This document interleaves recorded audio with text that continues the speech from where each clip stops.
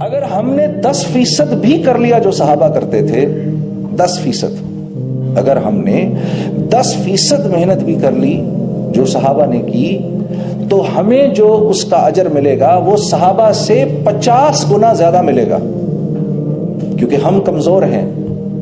1400 سال ہو گئے ہمارے نبی صلی اللہ علیہ وسلم کو اس دنیا سے پردہ فرمائے ہوئے۔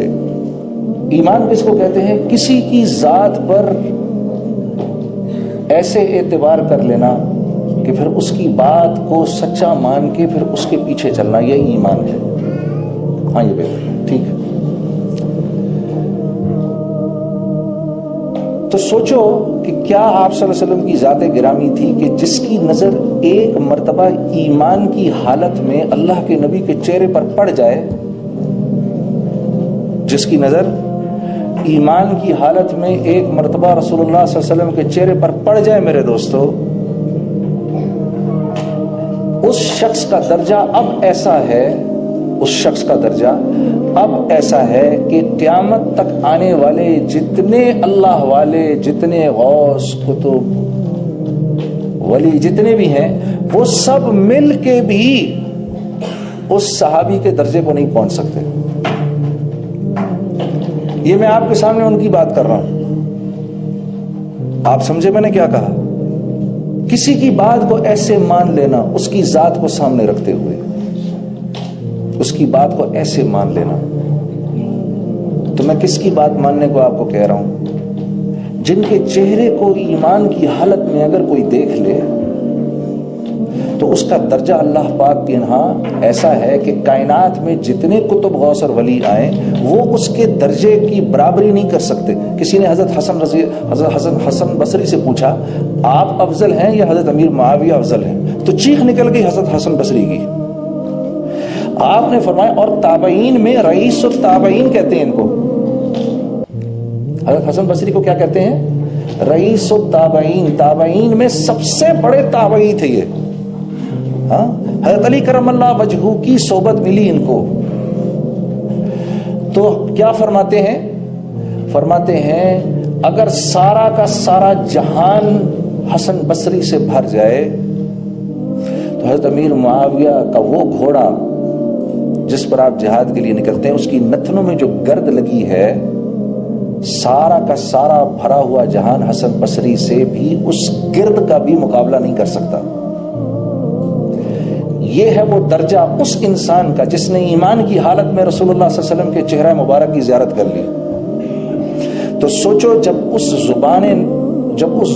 زبان سے جب اس نبی آخر الزمان کی مبارک زمان سے جو بات نکلتی ہوگی، ذرا سوچو اللہ کے ہاں اس کی کتنی قیمت ہوگی، کتنی قیمت ہوگی اس کی اللہ کے ہاں۔ اور اگر میں اس بات کو ماننے والا بن جاؤں تو میں اللہ کے ہاں قیمتی ہو جاؤں گا کہ گھٹیا ہو جاؤں گا؟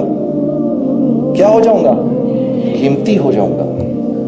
اب میری دعا اللہ رد کریں گے کبھی؟ نہیں کریں گے کبھی۔ اب مجھے اللہ ایسی زندگی دیں گے دنیا کے اندر، اللہ اکبر، اب مجھے اللہ اس دنیا میں ایسی زندگی دیں گے میرے دوستو جس زندگی کی ہم میں سے ایک ایک تمنا رکھتا ہے۔ ہاں دیکھو نا، دیکھو میں آپ دلیل سے بات کر رہا ہوں، میں ایسے نہیں بات کر رہا آپ لوگوں سے۔ جب آپ حجۃ الوداع سے واپس ہوئے تو قرآن کی کون سی آیت اتری؟ الیوم اکملت لکم دینکم واتممت علیکم نعمتی ورضیت لکم الاسلام دینا۔ یہود آئے حضرت عمر رضی اللہ تعالیٰ عنہ کے پاس اور آ کر کہنے لگے یہ آیت اگر ہم پر اترتی، یہ جس دن اترتی اس دن ہم عید مناتے۔ ہاں کتنی بڑی بشارت ہے، ذرا سنو غور سے۔ الیوم اکملت لکم دینکم، میرے بندو، میرے نبی ان کو بتائیں آج ہم اپنا دین تم پر مکمل کر رہے ہیں۔ اپنا دین یعنی یہ دین اللہ کی طرف سے آیا ہے، رسول اللہ صلی اللہ علیہ وسلم کی طرف سے اس میں کچھ فارمولیشنز نہیں ہیں، بلکہ آپ کے بارے میں تو اللہ پاک فرما رہے ہیں میرا نبی تو وحی کے علاوہ کوئی بات ہی نہیں کرتا۔ تو دین اللہ کی طرف سے آیا اور اللہ پاک کیا فرما رہے ہیں؟ آج مکمل کر دیا میں نے۔ وَأَتْمَمْتُ عَلَيْكُمْ نِعْمَتِي، یہ ہے وہ زبردست بات جس کا میں آپ کے سامنے ذکر کرنا چاہتا ہوں۔ اور ان کو بتا دیں، یہ خوشخبری بھی دے دیں کہ میں نے اپنی جتنی بھی نعمتیں، نعمت کس کو کہتے ہیں؟ ہر وہ چیز جس کی میں اور آپ دل میں تمنا رکھتے ہیں. نعمت کس چیز کو کہتے ہیں؟ ہر وہ چیز جس کی میں اور آپ دل میں تمنا رکھتے ہیں اس کو نعمت کہتے ہیں. تو اللہ پاک فرما رہے ہیں وَأَتْمَمْتُ عَلَيْكُمْ نِعْمَتِي، ان کو بولے میں نے ساری کی ساری نعمتیں آج ان پر تمام کر دی. ہو لیکن وَرَضِيتُ لَكُمُ الْإِسْلَامَ دِينًا، ان سے یہ کہیے کہ میرے پاس آپ کی زندگی کے سوا اور کوئی زندگی لے کر نہ آئے. بس میری رضا تو اس زندگی میں ہے جو زندگی آپ کی زندگی ہے. بس مجھے تو اسلام چاہیے ان سے، کوئی اور مینڈیٹ نہیں چاہیے مجھے ان سے، کوئی اور ایجنڈا نہیں چاہیے مجھے ان سے. آج دین مکمل ہو گیا میرے نبی. اور میں جتنی نعمتیں، اب نعمتیں کیا ہیں بھئی؟ ہم میں سے ہر ایک چاہتا ہے ہماری عزت ہو، ہم میں سے ہر ایک چاہتا ہے لوگ ہم سے محبت کریں، ہم میں سے ہر ایک چاہتا ہے ہماری اولاد ہماری فرما بردار ہو، ہم میں سے ہر ایک چاہتا ہے ہماری شوہر چاہتا ہے میری بیوی مجھ سے وفا کرنے والی ہو. وفا کا کیا مطلب؟ نیک ہو، نمازی ہو، روزے دار ہو، قرآن پڑھنے والی ہو، بچوں کی صحیح تربیت کرنے والی ہو، شوہر کے مال کو صحیح خرچ کرنے والی ہو، اپنی عصمت کی حفاظت کرنے والی ہو. یہ ہر مرد کی اندر کی خواہش ہے میرے دوستو، چاہے وہ مسلمان ہے یا غیر مسلم ہے.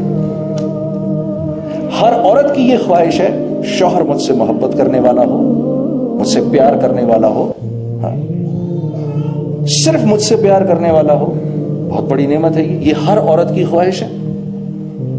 بچے فرما بردار ہوں، معاشرے میں لوگ عزت کرتے ہوں، میرا تھوڑا مجھ کو پورا پڑتا ہو، میرے رزق میں برکت ہو، میری عمر میں برکت ہو، میں صحت مند ہوں، میری دعائیں قبول ہوں. یہ تمام نعمتیں ہیں. میں جس علاقے میں رہتا ہوں وہاں لوگ امن، چین، اطمینان اور سکون کے ساتھ زندگی گزاریں. ہمارا حاکم ہمارے بڑوں کی عزت کرنے والا ہو، ہمارے بچوں کی عزت کرنے والا ہو، ہمارے بچوں کو شفقت کرنے والا ہو. مسلمانوں کے جان مال جو ہے وہ دوسرے مسلمانوں کے ہاتھوں سے محفوظ رہیں. اور جو رعایا ہے وہ اپنے حاکم کی بات کو منوعاً ماننے والی ہو. یہ وہ تمام نعمتیں ہیں جن کی ہم خواہش رکھتے ہیں. اللہ پاک فرما رہے ہیں میرے نبی ان سے کہیے اتنا ایمان ضرور بنا لیں کہ میرے حکموں پر چلیں. میں ان سے وعدہ کر رہا ہوں یہ تمام نعمتیں ان کو دے دوں گا. عدی بن حاتم آئے حضرت عمر رضی اللہ تعالیٰ عنہ کے پاس. امیر المومنین، اللہ کے نبی نے مجھ سے 3 باتیں کہی تھیں. پہلی بات، جب مجھے بٹھایا نا اپنے سامنے، اور یہ مدینے کیوں آئے؟ کیونکہ مسلمانوں کے ایک قافلے نے قبیلہ طے کے لوگوں کو پکڑا، ان میں ان کی بہن بھی تھیں. پکڑا، مال تو لے لیا. جب لوگوں کو چھوڑنے لگے، کیونکہ یہ لوگ لوٹ مار کرنے آئے تھے، مسلمانوں نے پکڑ لیا. جب چھوڑنے لگے تو پتہ چلا کہ بھائی حاتم تائی کے خاندان کی ایک عورت بھی ہے اس میں، عدی بن حاتم کی بہن ہے. تو مسلمانوں نے کہا کہ یا رسول اللہ اس کی وجہ سے کوئی بڑا ہم کو غنیمت ملنی چاہیے. آپ صلی اللہ علیہ وسلم فرمایا نہیں، اس کو چھوڑ دو. تو جب چھوڑ دیا تو وہ واپس گئیں. واپس جا کر رسول اللہ صلی اللہ علیہ وسلم کے اخلاق، صحابہ کے اخلاق، صحابیات کے اخلاق سب بتائے. اور جا کر کہا عدی بن حاتم کو ہم اپنے دادا کے بارے میں سنتے ہیں، حاتم تائی کے بارے میں، کہ سخی وہ تھا.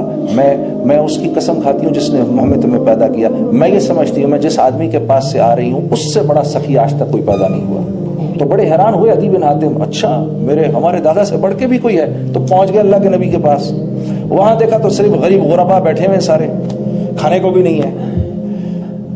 تو ایک نظر یوں ڈالی، پھر ایک نظر یوں ڈالی، پھر کیونکہ سردار تھے بیٹھے رہے. اللہ کے نبی بھاپ گئے. آپ نے فرمایا عدی وہ کیا وقت ہوگا جب میرے ماننے والے دمشق کے اوپر چڑھائی کریں گے اور مسلمانوں کا جو ہرابل دستہ ہوگا